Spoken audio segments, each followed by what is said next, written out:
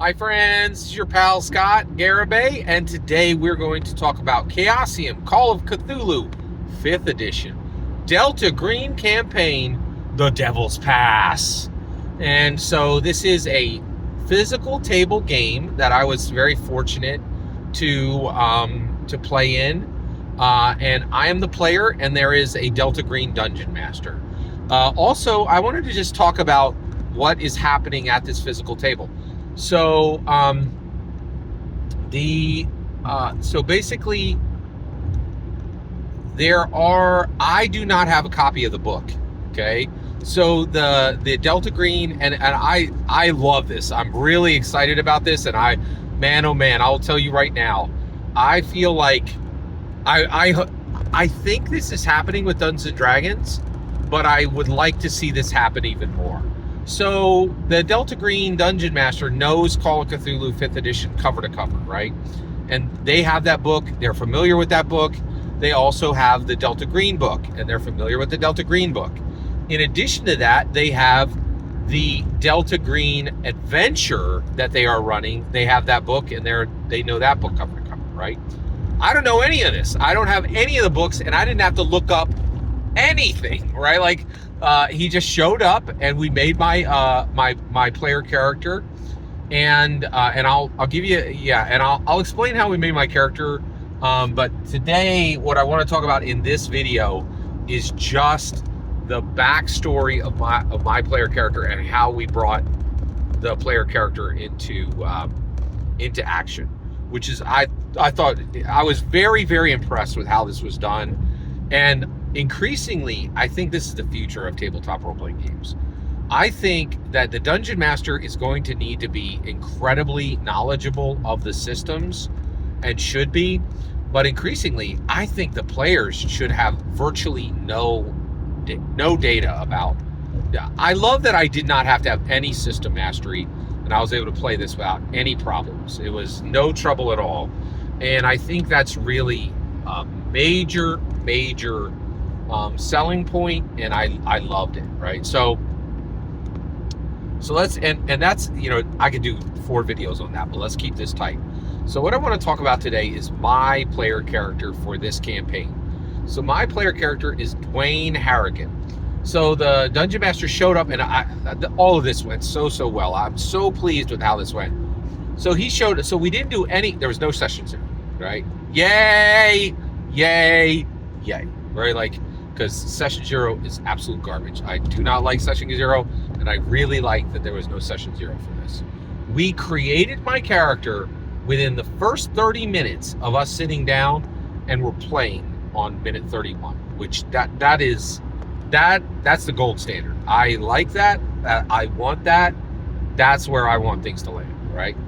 All right, so let's dig into this. Okay.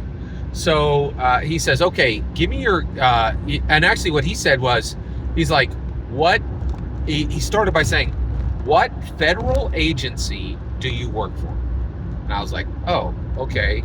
Well, I have a backstory, and let me tell you my backstory, and then we can decide together what federal agency that I belong to, because that's not that important to me. What's important to me is this backstory that I've created, right? And so I told him this backstory exactly like I'm going to tell you now. So I said, okay, my character's name is Dwayne Harrigan. He is a bog standard. He was a bog standard white kid in California, okay? And his father was a dentist, right? So he's from a wealthy family, right? And his family had a gardener, a guy who not only did all the gardening, but mowed the lawn and took care of every bit of the landscaping needs, did all the gardening and mowed the lawn year-round at this house, right? But but their gardener was an undocumented immigrant, and sometimes when he would come to work, he would bring his son with him because he had to, right, for different reasons, right? And so Dwayne built a very strong relationship with this gardener's son. Okay, and his son was a dreamer. So while the gardener was an undocumented immigrant, the dreamer had been born in America, so he had different status, right? Well, this went on for years, and so actually, this gardener was their gardener for literally all the days of Dwayne Harrigan's life until he was 16 years old. And when he was 16 years old, the gardener died, right? And at that point, the son that Dwayne Harrigan had built a really strong friendship with got very upset and was like, the problem is my father's been working for many years to bring my brother back, right? To bring my brother up from Mexico, right? And now all of his plans, all of his savings, everything's screwed up. Like, my brother's never going to make it to the US now, right?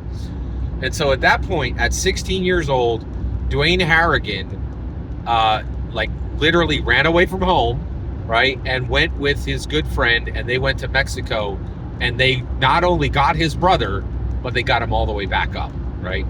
And that adventure is untold. We don't know why the father died, and we don't know, and I'm not saying what it took to get him and his brother back, right? But it happened. And then when Dwayne Harrigan got back, his parents were very upset with him, of course. And then he finished out his high school years, and then he immediately joined his friend. They had saved his brother together, and the two of them went down together and became coyotes, helping people to move from Mexico to the U.S. safely. And the reason why is when they had tried to get their brother, they realized how many ways that can go wrong, right? So some coyotes charge them a fortune or are unfair in pricing, right? Some coyotes take their money and then strand them in the desert and they die, right? Some coyotes do terrible things on the path there. And so this is extremely dangerous. And basically Dwayne Harrigan and his good friend, who was a dreamer, they're like, we need to help people. And so they became coyotes, and they brought hundreds of people back over the next, and then I was like, and this is where I was like, okay, that's my story, over the next 2, 4, 6, 8 years. And then something stopped that from happening, and then he joined, and then when that relationship broke and he could no longer run with his friend, he joined ICE, right? And so that was my whole story, right? So here's what the Delta Green Dungeon Master said. He's like, okay, this story starts on August 3rd, 1995, right? And so ICE did not exist then. So what you would be is an INS agent, right? And I was like, okay, that sounds great. Then he pulled out these printed sheets, right? And he's like, okay, I have these printed sheets that already have ready to go templates for different types of federal agents. So here's an FBI agent, and on the back of that is an INS agent, right? And it was a template. It gave all the attributes, it gave all the skills, everything, right? And he's like, so if you want, you could use this pre-generated template and attach your backstory to it. And I was like, bet, I'm in, right? So then I took that sheet, I copied all of that onto a physical paper